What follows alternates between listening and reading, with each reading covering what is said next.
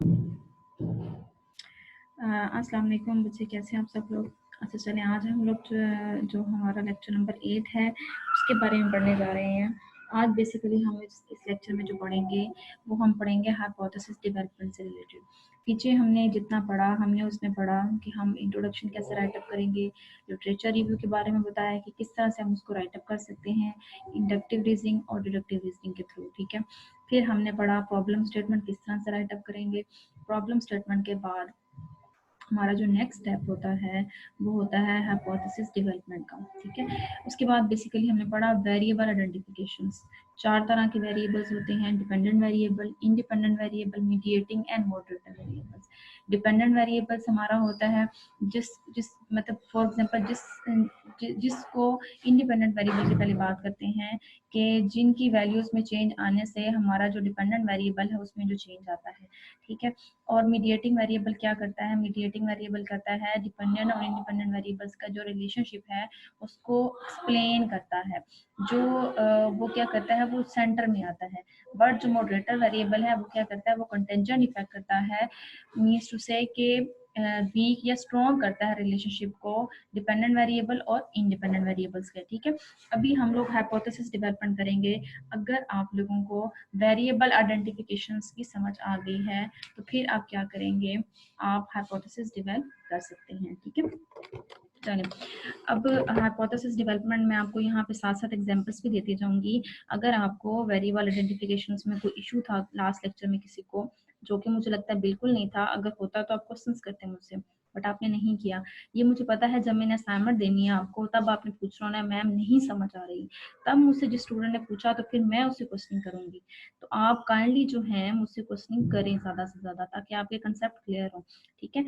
Okay, अब मैं एक कोई सेशन रखूंगी इसके ऊपर, कोई क्वेश्चनिंग करूंगी आपसे कुछ सिनेरियोज में एग्जांपल्स के साथ कि आप मुझे बताएं कि इसमें डिपेंडेंट वेरिएबल क्या है, इंडिपेंडेंट क्या, मीडिएटिंग एंड मॉडरेटर वेरिएबल्स क्या है, ठीक है। चलिए, हम लोग अभी पढ़ते हैं हाइपोथेसिस के बारे में। हाइपोथेसिस है क्या, अजम्पशंस देखा होगा आपने। जैसे मैंने आपको फर्स्ट लेक्चर में एक एग्जांपल दी थी कि सबसे पहले एक आइडिया जब आपके माइंड में आता है तो आप अज्यूम करते हैं, अजम्पशन अपनी अजम्पशन के बेस पे एक चीज बना लेते हैं। आप कहते हैं फॉर एग्जांपल आपने जैसे एक साइंटिस्ट से मलेरिया से रिलेटेड जब उन्होंने मेडिसिन दरियाफ्त करनी थी तो उन्होंने पहले उसकी टेस्टिंग की। सबसे पहले तो उनके माइंड में एक आइडिया आ गया। आइडिया आने के बाद उन्होंने उसको राइट अप कर लिया। राइट अप करने के दो तरीके, जो उन्होंने राइट अप किया ना, बेसिकली उन्होंने एक अजम्पशन अपनी तरफ से राइट अप कर दी कि मैं इसको बेसिकली, ये मेरी अजम्पशन है, मैं इसको टेस्ट करना चाह रहा हूँ इससे स्टेप बाय स्टेप से। तो वो जो अजम्पशन होती है ना, उसको उसको दो तीन तरीके होते हैं लिखने के। अब वो क्या क्या होते हैं वो हम इसके बारे में पढ़ेंगे, और किस किस तरह से हमने इस स्टेटमेंट को लिखना है हाइपोथेसिस को। ये बहुत मैटर करती है आपकी रिसर्च में, ठीक है। लिटरेचर रिव्यू के बाद, ये लिटरेचर रिव्यू में भी इसकी हाइडिंग आ सकती है। उसके बाद क्या करते हैं हम लोग, इसकी बेस पे बताते हैं कि हमारी जो रिसर्च है वो एक्सेप्ट हुई है या रिजेक्ट हुई है, ठीक है। चले पढ़ते हैं हम लोग। A proposition that is empirically testable. सबसे पहले तो जो भी हाइपोथेसिस बनाना चाहिए वो टेस्टेबल होना चाहिए। ये ना हो कि मैं कहूँ, मैंने एक assumption they the, for example मैं कहूँ कि बीबीए 6 सेमेस्टर के जो स्टूडेंट्स हैं ना, इनको मोटिवेट किया जाए तो ये बड़ा अच्छा आउटपुट देते हैं। तो मैंने फॉर एग्जांपल सब टीचर्स के सामने ये आपकी यूनिवर्सिटी में एक इमेज क्रिएट कर दिया आपकी क्लास का। अगर कोई क्लास की दूसरी टीचर जो आपको सब्जेक्ट पढ़ा रही हैं वो आपको जज करती हैं on the basis of my assumption या माय हाइपोथेसिस, तो वो ये अजम्पशन टेस्ट करती हैं कि बाकी ही जो मिस ने कहा है ठीक है आपकी क्लास से रिलेटेड।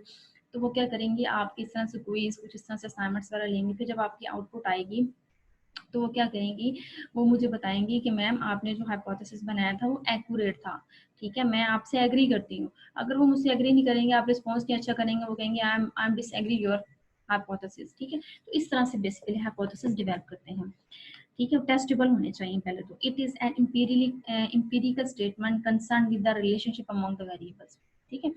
और दूसरी बात ये, कुछ ना कुछ इंटरलिंक होना चाहिए, उनका रिलेशनशिप होना चाहिए, ठीक है। ये ना हो कि आप किसी चीज के बारे में बात कर रहे हैं, आप कहें कि स्टूडेंट्स आप बात करते हैं ऑर्गेनाइजेशंस की परफॉर्मेंस की, और आप कहते हैं आप साथ उसको डिस्कस करते हैं एम्प्लॉय टर्नओवर रेशियो की। ठीक है, ऑर्गेनाइजेशंस की परफॉर्मेंस को इंक्रीज करना है तो एम्प्लॉयज़ के रिवॉर्ड इंक्रीज कर दिए जाए, उनको मोटिवेट किया जाए। कुछ इस तरह से फैक्टर आप बताते हैं कि इन चीज़ों को अगर आप इंक्रीज करते हैं तो एम्प्लॉयज़ ऑर्गेनाइजेशन की परफॉर्मेंस इंक्रीज होगी। लेकिन अगर मैं कहूँ ऑर्गेनाइजेशन की परफॉर्मेंस इंक्रीज होगी अगर यूनिवर्सिटी में बच्चों की तादाद जो है वो इंक्रीज होगी, तो क्या इनका कोई आपस में रिलेशनशिप बनता है? नहीं बनता। तो हाइपोथेसिस में जो जो आपके डिपेंडेंट और इंडिपेंडेंट वेरिएबल आप यूज कर रहे हैं उनका आपस में कोई ना कोई रिलेशनशिप होना चाहिए। ये ना हो कि आप बेबुनियाद बात करें, आप कहें कि सुबह हम उठे तो जो चांद था या सूरज था वो जमीन पे आया हुआ था, हम इसको टेस्ट करते हैं। तो क्या ये पॉसिबल है? क्या ये रिलेशनशिप बनता है? नहीं बनता ना। तो रिलेशनशिप एक तो उनका वेरिएबल्स के दरमियान में रिलेशनशिप होना चाहिए, दूसरा ये एम्पिरिकली टेस्टेबल होना चाहिए। अच्छा, गुड हाइपोथेसिस और बैड हाइपोथेसिस में क्या डिफरेंस है? गुड हाइपोथेसिस एक तो ये टेस्टेबल होता है जैसे मैंने आपको बताया, दूसरा आपके जो राइवल है, आपके जो कंपेटिटर है उससे ज्यादा अच्छा होता है। अच्छा कैसे होता है? आपने वेरिएबल इतने अच्छे चूज किए हैं कि जो आपका कंपेटिटर उसको सोच नहीं सका। ठीक है, रिलेशनशिप आपने इतना अच्छे वेरिएबल्स का आइडेंटिफाई किया जिससे क्विकली आप प्रॉब्लम को सॉल्व कर सकते हैं। ठीक है, मस्ट बी एडुकेट फॉर इस पर्पसेस। ठीक है ना, मुनासिब होना चाहिए मकसद के लिहाज से। ये ना हो आप लेफ्ट साइड की बात करें और राइट साइड पे पहुंचे हो, बिल्कुल भी नहीं। ठीक है, दो तरह के हो सकते हैं हाइपोथेसिस, डायरेक्शनल और नॉन डायरेक्शनल। डायरेक्शनल का मतलब आपको एक डायरेक्शन दे दी जाए कि आपने इस डायरेक्शन में चलना है। नॉन डायरेक्शन का मतलब है उसमें कोई डायरेक्शंस ना बता रही हो। डायरेक्शंस का मीन्स उसे कोई रिलेशनशिप बताया गया हो, आपको कोई डायरेक्शंस बन रही हो उनकी आपस में। नॉन डायरेक्शन जैसे मैंने आपको ऊपर एग्जांपल दिया है कि आप लेफ्ट साइड की बात करें राइट पे जा रहे हैं, डायरेक्शंस पता ही नहीं है हमें। ठीक है, इस तरह से ना हो। चलिए हम लोग आगे चलते हैं। चलिए इसमें हम लोग नेक्स्ट हमारी जो है स्लाइड्स वो है हाइपोथेसिस डेवलपमेंट की। डेफिनेशंस क्या है हाइपोथेसिस की? It is logical relationship between the two और more variables expressed in the form of testable statement. ठीक है, इस तरह की आपने क्वेश्चनिंग की फॉर्म में इस तरह से हाइपोथेसिस बनाना है कि आप जो है, मैं आपको आगे एग्जांपल्स बताऊंगी, अभी मैं आपको एग्जांपल्स दूंगी तो हम मिक्सअप कर जाते हो, आप इन पे फोकस करते हो, फिर आप पढ़ते नहीं हो। ठीक है, अच्छा, कोई भी आप वेरिएबल्स को यूज करते हुए जो हाइपोथेसिस बनाएंगे एक तो वो टेस्टेबल होना चाहिए। ठीक है, स्टेटमेंट ऑफ हाइपोथेसिस। ठीक है, दो तरह से हम उसको लिख सकते हैं, इफ देन स्टेटमेंट की फॉर्म में। ठीक है, कैसे? Can be use to test whether there are difference between two groups, it takes two forms. ठीक है, कहते हैं हम लोग इसलिए टेस्ट करते हैं कि सबसे पहले ये जो अपने दो दो ग्रुप्स की बात हो रही है, इट मीन्स ये दो वेरिएबल्स की बात हो रही है, डिपेंडेंट और इंडिपेंडेंट वेरिएबल्स। ठीक है, ये इंडिपेंडेंट और मीडिएटर वेरिएबल की बात भी हो सकती है, ये डिपेंडेंट और मॉडरेटर वेरिएबल की बात भी हो सकती है। ठीक है, इसको क्या होगा, दो तरीके से हम लिख सकते हैं। फॉर एग्जाम्पल लिखा हुआ है, employees who are more healthy will take sick leave less frequently. अगर जो हमारे एम्प्लॉयज हैं ऑर्गेनाइजेशन के वो हेल्दी होंगे तो सिक लीव्स की जो फ्रीक्वेंसी है वो भी क्या होगी, कम होगी। बिल्कुल ऐसे ही है, लॉजिक बनती है, डायरेक्शंस बनती है, रिलेशनशिप बनता है। अब जो उनकी हाइपोथेसिस की खुसूसियात थी, पीछे करेक्टरिस्टिक्स थी, हमने पीछे 3-4 पढ़ी हैं, वो भी आप साथ साथ देखें। अब इसको हम सेकंड में क्या है, इफ और देन लगा के हम किस तरह से बना सकते हैं हाइपोथेसिस को। If employees are more healthy, ठीक है, then they will take sick leave less frequently. ठीक है ना, देन तो कहते हैं अगर उनकी बड़ी होगी तो फिर जो है सिक लीव कम होगी। दो तरीका कार है इसको लिखने के ना। अच्छा, directional and no directional hypothesis क्या होते हैं? Directional hypothesis is the directions of the relationship between the variable, कि वेरिएबल्स की डायरेक्शंस क्या है, क्या वो पॉजिटिव रिलेशनशिप में जा रहे हैं या नेगेटिव रिलेशनशिप है, आर इंडिकेटेड। ठीक है, जैसे अभी हमने पीछे हाइपोथेसिस पढ़े, इसमें आपको क्या लगता है? पॉजिटिव रिलेशनशिप है।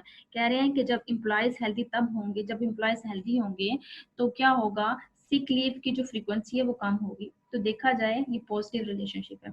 अगर मैं ये कहूँ कि अगर एम्प्लॉयज अगर हेल्दी होंगे तो सिक लीव की जो फ्रीक्वेंसी है वो ज्यादा होगी, तो आप ये देखिए नेगेटिव रिलेशनशिप हो जाएगा। ठीक है, डायरेक्शनल में क्या होता है कि रिलेशनशिप दो तरह से हो सकता है, पॉजिटिव या नेगेटिव। जब पॉजिटिव और नेगेटिव की बात हो, इंडिकेट कर रहा हो, तो वो क्या होंगे, directional hypothesis. Non directional example इसकी नीचे दी हुई है, the greater the stress experience in the job, ठीक है, the lower the job satisfaction of the employee. कहते हैं जितना ज्यादा स्ट्रेस एक्सपीरियंस ज्यादा होगा एम्प्लॉयज के लिए ऑर्गेनाइजेशंस में, उतनी ज्यादा जॉब सेटिस्फेक्शन लेवल एम्प्लॉयज का कम होगा। ठीक है, women are more motivated than than man, ये भी एक हाइपोथेसिस है। ये एक हाइपोथेसिस आपने बना दिया, फिर आपने इसको टेस्ट किया वेरिएबल्स के थ्रू, आपने क्या किया, डाटा इकट्ठा किया और फिर बाद में रिजल्ट निकाला आपने इसको। ये दोनों क्वेश्चंस की फॉर्म में देखा जाए तो आपको क्वेश्चंस की फॉर्म में नजर आ रहे होंगे, बट बेसिकली क्वेश्चंस हैं, बट हम इसको क्वेश्चंस की फॉर्म में नहीं लिख रहे हैं, ठीक है।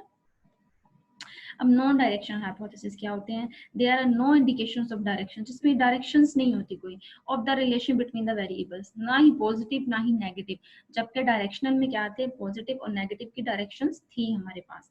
अब हम एग्जांपल्स पढ़ते हैं। There is a relationship between age and job satisfaction. अब कह रहे हैं कि यहाँ पे रिलेशनशिप है एज का और जॉब सेटिस्फेक्शन को, कोई डायरेक्शन नजर आ रही है आपको?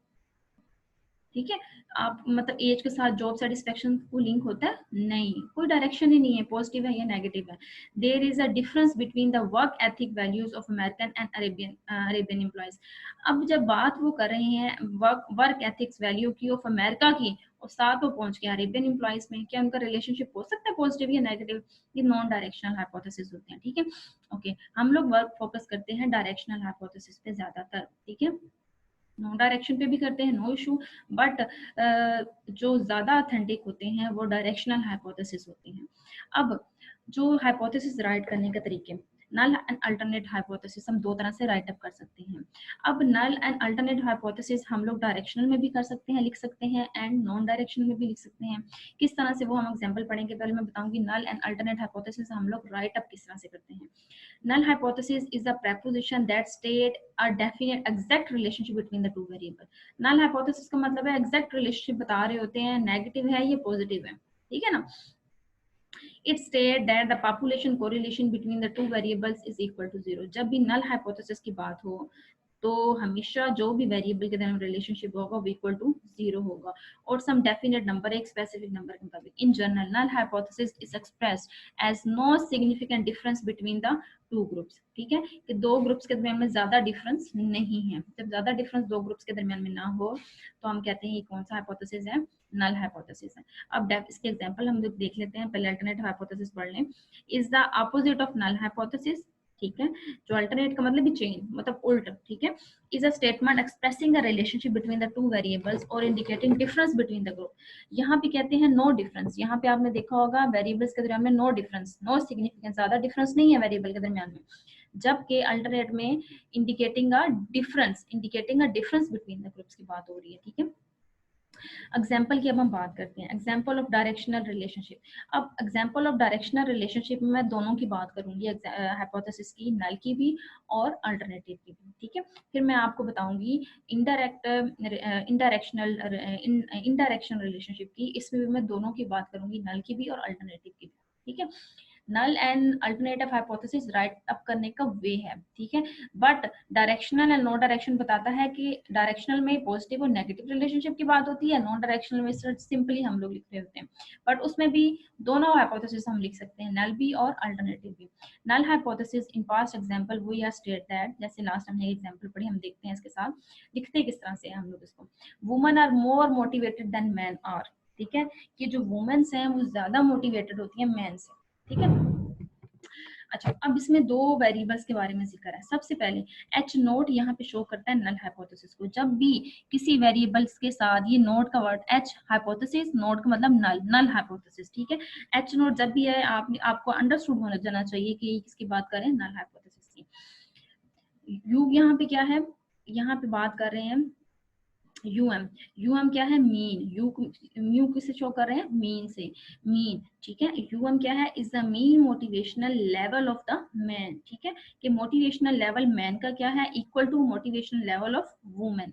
इक्वल टू का मतलब है कि ज्यादा डिफरेंस नहीं है इनके दरमियान में। बात हुई थी ना नल हाइपोथेसिस में क्या होता है, वेरिएबल के दरमियान में नो सिग्निफिकेंट डिफरेंस, ज्यादा डिफरेंस नहीं होता, इट मींस एक जैसे होते हैं, मिलते जुलते, ठीक है। या हम इस तरह से कह सकते हैं डिफरेंस तो है, बट यहाँ पे या तो आप कहते हैं इक्वल है, डिफरेंस है ही नहीं, या आप कहते हैं बहुत थोड़ा सा डिफरेंस है, ठीक है ना, कि mean motivational level of man is greater than, ठीक है, या पॉजिटिव है या नेगेटिव है वुमेन से, ठीक है, मोर मोटिवेटेड, ज्यादा है मोर मोटिवेशन है देन मैन। वो भी हम जब इक्वल टू 0 की बात करेंगे साथ, तो हमें जैसे हमने इसकी कंडीशन पढ़ी, तो ये कौन सा फिर होगा हाइपोथेसिस, नल हाइपोथेसिस। यहाँ तक आप मुझसे क्वेश्चनिंग करेंगे। 0 H not represent the null hypothesis, mu mean का मतलब motivational level of man, mu women का मतलब मोटिवेशनल लेवल ऑफ वुमेन। ठीक है, अल्टरनेटिव हाइपोथेसिस हम लोग इस सबब एग्जांपल के कैसे लिखेंगे।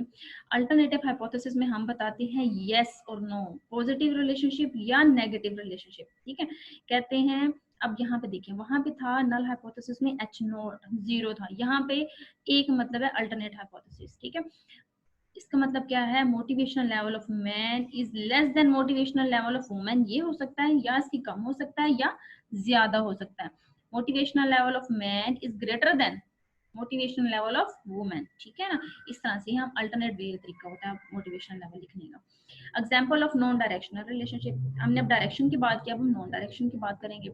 There is a difference between the work ethic of American and Arabian employees. जैसे हमने पीछे एग्जाम्पल पढ़ी, जैसे मैंने आपको कहा एथिक्स की, इसमें डायरेक्शंस की बात ही नहीं हो रही है। तो नल हाइपोथेसिस हम लोग क्या करेंगे, यूएएम यहाँ पे क्या है, mean work ethic value of American, and UAR mean work ethic value of Arabs. ठीक है, उसी तरह से आप पहले नल, जिस तरह से हमने कहा था, या तो इक्वल होंगे ये नल हाइपोथेसिस में, या क्या होगा, इसमें हम कह सकते हैं mean work ethic value of America जो है वो ज्यादा होगा किससे, इस as compare to value of Arab से। ठीक है, equal to 0, same as it is हम लिखेंगे। वे ऑफ मैथमेटिकली हम इसको बिल्कुल एज इट इज लिखेंगे, बट यहाँ पे सिर्फ डायरेक्शन शो नहीं हो रही है हमें। ठीक है, अच्छा, अब नॉन डायरेक्शन में अल्टरनेटिव को कैसे लिखेंगे। अल्टरनेटिव में हम इसी तरह से लिखेंगे, above example would statistically set as, alternative hypothesis बराबर नहीं है इसके। ठीक है ना, उन्होंने ऊपर लिख दिया बराबर है, तो नॉन डायरेक्शन में बराबर नहीं है। नोट करें, आपने डायरेक्शनल में क्या किया था, अल्टरनेट हाइपोथेसिस में आपने बताया था ग्रेटर देन या लेस देन के साइन से बताया था, बट यहाँ पे जब कोई डायरेक्शन ही नहीं है तो फिर हम क्या बताएंगे, तो फिर हम सिंपल लिखेंगे इक्वल नहीं है। ठीक है, okay, example of non directional relationship, मजीद आगे एग्जाम्पल्स आपको क्लियर करने की कोशिश कर रही हूँ मैं। For example, the greater the stress experience in the job, the lower the job satisfaction of the employee. ठीक है, कहते हैं जितना ज्यादा स्ट्रेस लेवल ज्यादा होगा उतना जॉब सेटिस्फेक्शन एम्प्लॉयज का कम होगा। नल हाइपोथेसिस क्या होगा, इसको हम लोग पीछे हमने मैथमेटिकली पढ़ा, अब हम इसको उस फॉर्म में लिखेंगे जैसे हमने अपने थीसिस या पेपर के फॉर्म में लिखते हैं, रिसर्च में लिखते हैं। अच्छा, ये एक आपके पास है, ये एक आपके पास प्रॉब्लम स्टेटमेंट है, आपने इसका बताना है, इसका हाइपोथेसिस बनाना है। आपने हाइपोथेसिस बनाया इसका H नॉट, क्या बनाया, there is a no relationship. Relationship आपको नजर आ रहा है इनके दरमियान में, नहीं, आपने कहना there is a no relationship between stress experience of the job and the job satisfaction of the employees. ठीक है ना, कि इनके दरमियान में कोई रिलेशनशिप नहीं है। इससे इस चीज का अगर जॉब है तो कहते हैं ये एग्जाम्पशन आपने बनाई, आपने इसको टेस्ट करना है, फिर आपने बताना this would be statistically expressed as, जैसे आपको मैंने लिखा नल हाइपोथेसिस बराबर है P is equal to 1। P यहाँ पे जो है ना वो शो करता है कोरिलेशंस को, रिलेशनशिप को वेरिएबल्स के दरमियान में, job stress and job satisfaction के दरमियान में। ठीक है, जो कि क्या है, इज इक्वल टू 0, किसके बराबर है, इक्वल टू 0। और 0 किसके बराबर, किस में होता है, किस हाइपोथेसिस में होता है, नल हाइपोथेसिस में। ओके, नॉन डायरेक्शनल की अल्टरनेट अगर हम देखें तो हम कहेंगे P less than 0, correlation is negative. Less than का साइन किसको शो कर रहा है, नेगेटिव को, और ग्रेटर देन का साइन किसको शो करेगा, पॉजिटिव को। ठीक है, इट मींस यहाँ पे ये कह रहे हैं कि relationship between the stress and job satisfaction is negative. ठीक है, नेगेटिव कोरिलेशन, या नेगेटिव कोरिलेशन का मतलब होता है रिलेशनशिप, ताल्लुक आपस में।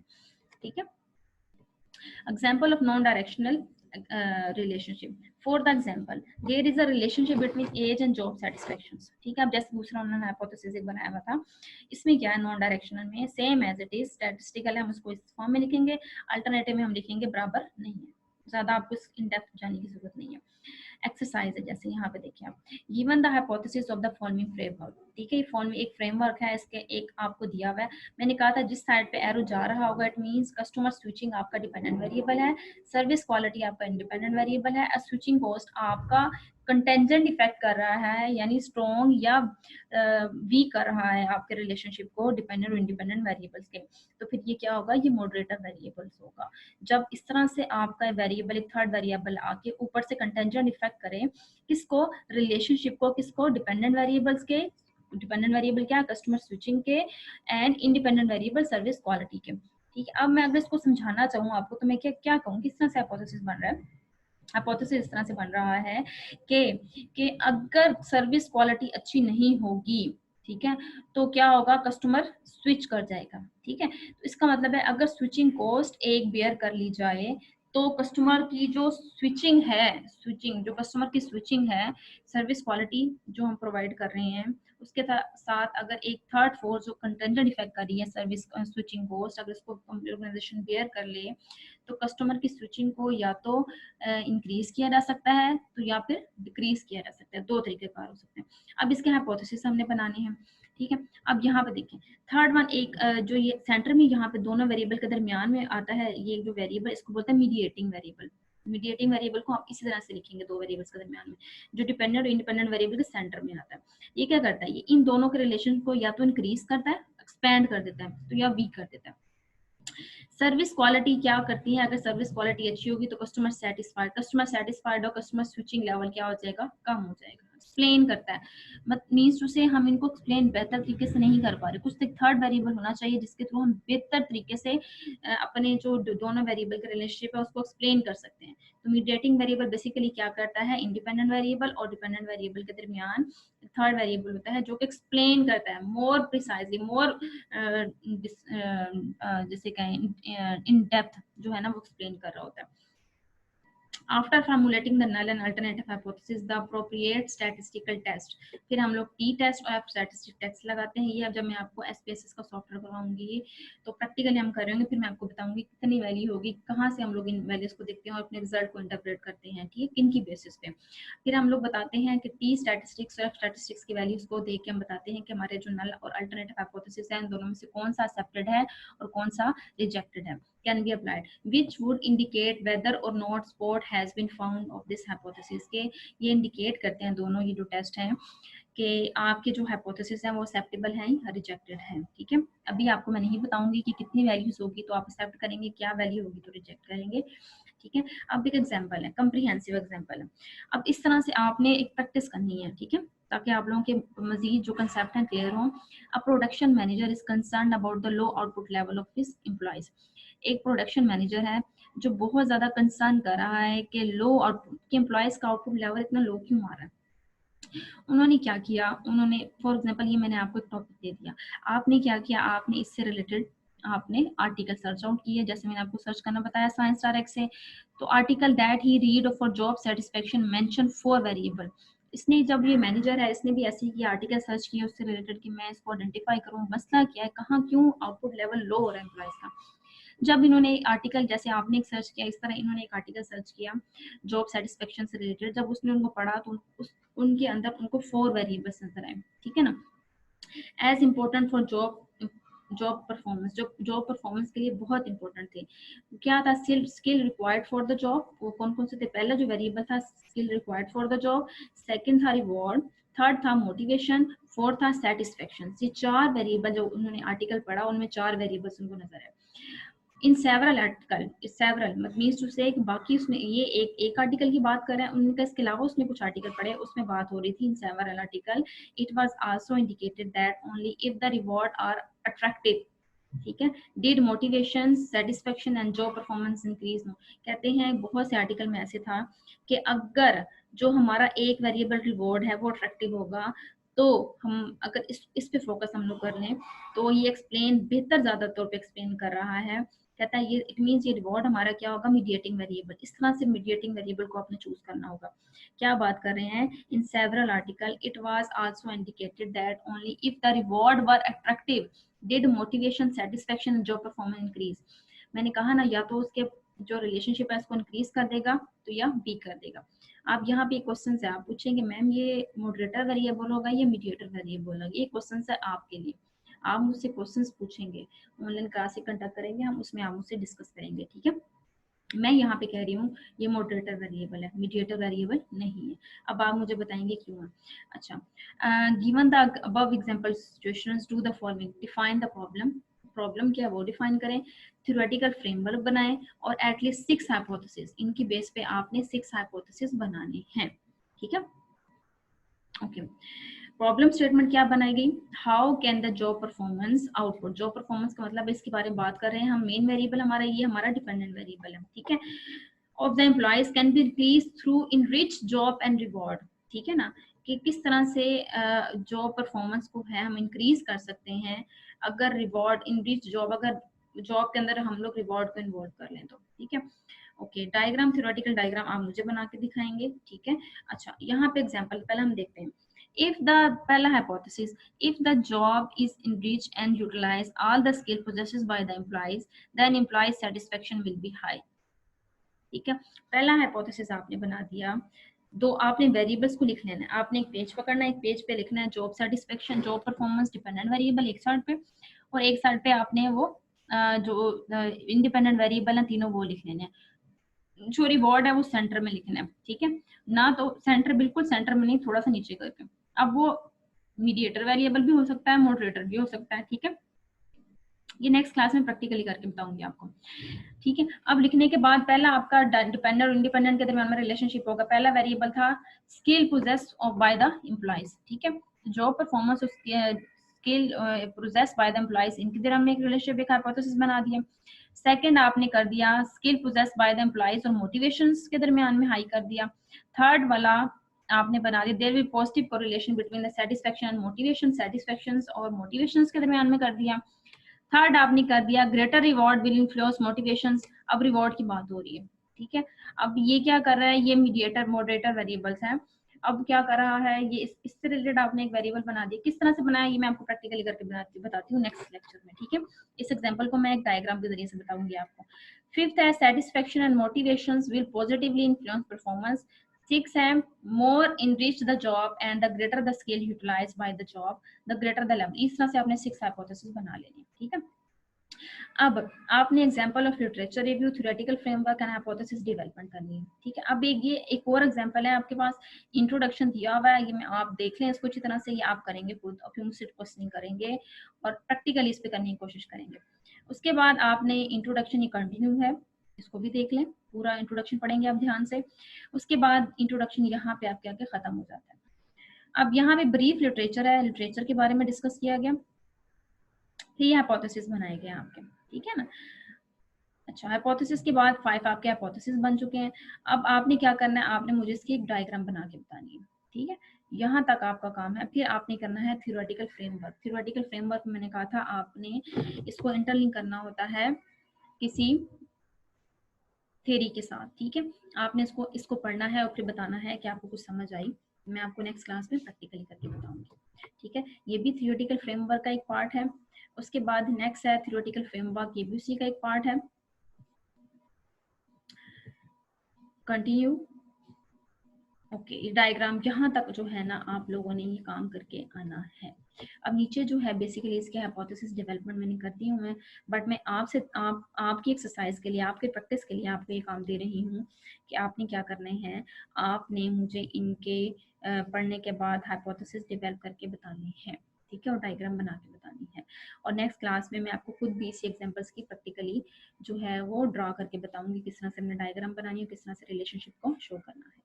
आज तक के लिए इतना ही, इसको ध्यान से पढ़ें, समझें और फिर मुझे आप लाइव क्लास में इसके आंसर दें। ओके बच्चे, अल्लाह हाफिज़।